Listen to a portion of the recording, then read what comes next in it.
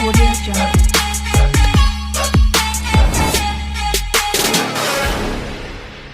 नमस्ते India, I am Riya Verma from Solvi construction. जैसा कि हम आप देख रहे थे कंस्ट्रक्शन का जो प्लेलिस्ट पे वीडियो आ रहा था, तो कंटिन्यू वीडियो का सीरीज़ जो हमारा चल रहा था, तो आज का जो वीडियो है वो हम बनाने वाले हैं एक्सकवेशन के ऊपर। तो एक्सकवेशन है क्या, एक्सकवेशन हम लोग क्यों करते हैं? तो एक्सकवेशन को हिंदी में बोलते हैं खुदाई। जो हम लोग ज़मीन में प्लॉट में जो एक्सकवेशन का वर्क होता है वो क्यों करते हैं? वो फाउंडेशन बनाने के लिए करते हैं, नहीं तो बेसमेंट अगर आपको बनाना है तो उसके लिए करते हैं। तो एक्सकवेशन या तो जेसीबी के थ्रू हो सकता है या तो आपका मैनुअली लेबर के थ्रू हो सकता है। तो जेसीबी जो है वो आपको पर घंटे का चार्ज लेती है। आई थिंक यहाँ पे रेट चल रहा है 800 पर आवर करके जेसीबी का चार्ज है वो एक्सकवेशन वर्क के लिए। तो एक्सकवेशन वर्क का बहुत सारे टेक्निकल टर्म्स है, वो सब आपको जानना चाहिए। तो इस वीडियो में मैं एक्सकवेशन के बारे में रिलेटेड जितना भी डिटेल्स है मैं आपको बताऊंगी। तो एक्सकवेशन का पहला पॉइंट है जो आपको एक चेकलिस्ट बना लेना है। एक चेकलिस्ट एक टाइप का बना लेना है, मतलब कि इट मीन्स आपको रूट मैप बना लेना है कि जो भी मेरा एरिया है यहाँ पे एक्सकवेशन होगा। और एक आपको प्लान रहेगा, प्लान में आप पहले से ही दे लो कि जेसीबी जो मेरा इधर से जाएगा यहाँ पे एक्सकवेट होगा, यहाँ होगा, वहाँ होगा। तो ऐसा नहीं है कि एक्सकवेट हो गया अब जेसीबी का आने का रास्ता नहीं है। तो आपको एक रूट मैप पहले ही ड्रॉ कर लेना है कि इधर से स्टार्ट करेंगे, इधर से होगा, जेसीबी का रूट एक मैप आपको बना लेना है। तो पहला तो ये बेसिक चीज़ है जो होना चाहिए। और दूसरा आपको अच्छे से चेकलिस्ट बना लेना है और मार्क करने के लिए अच्छे से देख लेना है जो लेटेस्ट आपका प्लान है, लेटेस्ट प्लान। कभी कभी क्या होता है कि एक्सकवेशन उनका आपको प्लान मिल गया है लेकिन प्लान में कुछ चेंजेस करवा दिया जाता है। तो उस हिसाब से जो आपका प्लान में चेंज हुआ है उसको अपडेट है कि नहीं, ये सब अच्छे से जान लीजिए, देख लीजिए। क्योंकि ये अगर एक बार एक्सकवेशन हो गया तो फिर बार बार उसको भर के फिर से करना तो वो थोड़ा सा दिक्कत हो जाता है।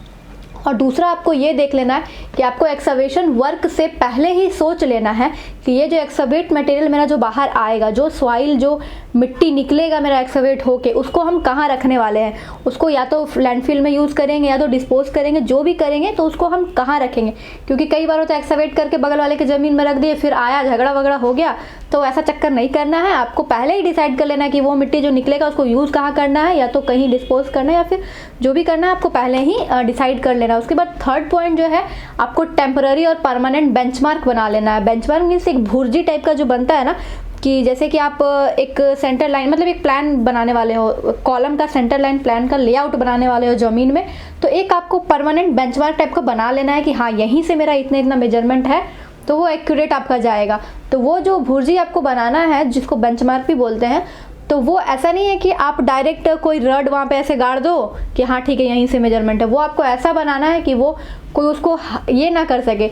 अब रात में सपोज कि आपका खाली ज़मीन है, कोई ऐसे पीता टहलता खाता आया और ऐसे वो लोहा निकाल के ऐसे ऐसे मतलब हटा दिया, तो फिर आपका पूरा जो लेआउट है वो आपको दोबारा करना पड़ेगा। तो इसीलिए जो बेंचमार्क होगा वो आपको ईटा से अच्छे से उसको करके बनाना है ताकि उसको कोई तोड़ ना सके, कोई हटा ना सके, क्योंकि फिर जब तक आपका लेआउट नहीं हो जाता उसका आपको ज़रूरत पड़ेगा।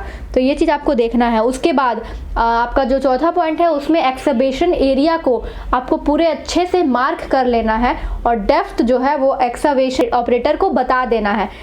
वो बाय जेसीबी अगर हो रहा है तो मैनुअली भी हो रहा है तो आपको डेप्थ बता देना है कि इतना डेप्थ तक मेरा जो है एक्सकवेट करना है, 5 फीट, 8 फीट, 10 फीट।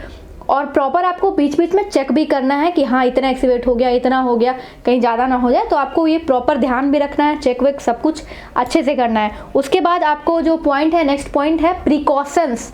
आपको प्रिकॉशंस लेना है गार्ड साइड, मतलब कि जो आपका गड्ढा हुआ है, कोई रात में ऐसे चलता आया, अगर कोई भी सपोज रात में लोग पी के घूमते हैं तो वो सब है कि उनको उतना ध्यान नहीं रहता, वो चलते रहते हैं कहीं भी, तो वो क्या होगा गड्ढा देखेंगे और वो अगर गलती से गिर गए या फिर कोई एनिमल ही हार्म हो गया तो ये सब फिर दिक्कत करेगा बाद में, फिर सही नहीं लगता ये।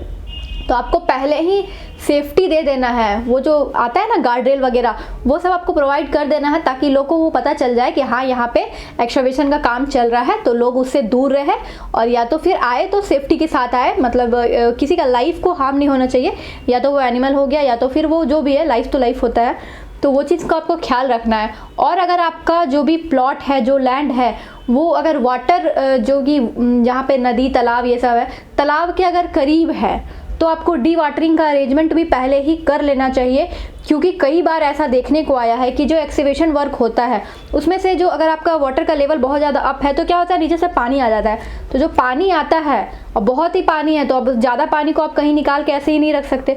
तो डी वाटरिंग कैसे पानी को पंप करना है, क्या करना है, डी वाटरिंग का जो अरेंजमेंट आता है वो प्रॉपर, वो आप अभी इसने सिविल इंजीनियर से भी ये कर सकते हो कि ऐसा ऐसा हमको करना है, तो वो बता देंगे। तो आपको डी वाटरिंग का अरेंजमेंट प्रॉपर कर लेना है, क्योंकि अगर सडन वाटर आ गया तो फिर आपका काम रुक जाएगा, फिर फालतू का जेसीबी का खर्चा ये वो बहुत ज़्यादा आपका बर्डन बढ़ जाएगा।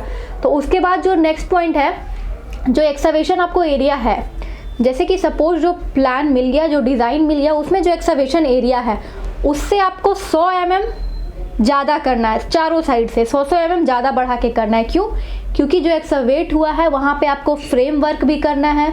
फ्रेम वर्क करोगे तभी तो फिर उसमें आपका जो मटेरियल आएगा, और आपको मैनुअली वहाँ पे काम करना है, तो एकदम एक्यूरेट साइज करेगा तो फिर आप फॉर्म वर्क कहाँ करोगे, फिर फुटिंग का साइज है वो डिक्रीज होगा। इसीलिए चारों साइड से आपको 100 mm बढ़ा के एक्सकवेट करवाना है, और डेप्थ का अच्छे से आपको प्रॉपर चेक कर लेना है कि उतना ही डेप्थ तक मेरा एक्सकवेट हुआ है कि नहीं।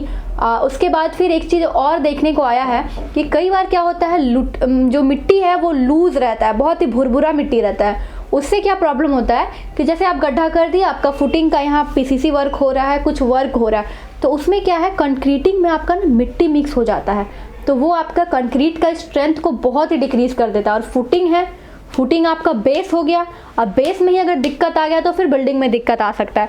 तो इसीलिए आपको जो मिट्टी है, अगर आपका भुरभुरा मिट्टी है या फिर जो मिट्टी बहुत जल्दी स्लाइड होकर आ जाता है, उस टाइप का मिट्टी है, तो उसको अच्छे से रैमिंग कर देना है। रैमिंग इट मीन्स कि उसका सरफेस को ऐसे हार्ड कर देना ताकि वो कंक्रीटिंग के टाइम पे बीच में डिस्टर्ब ना हो।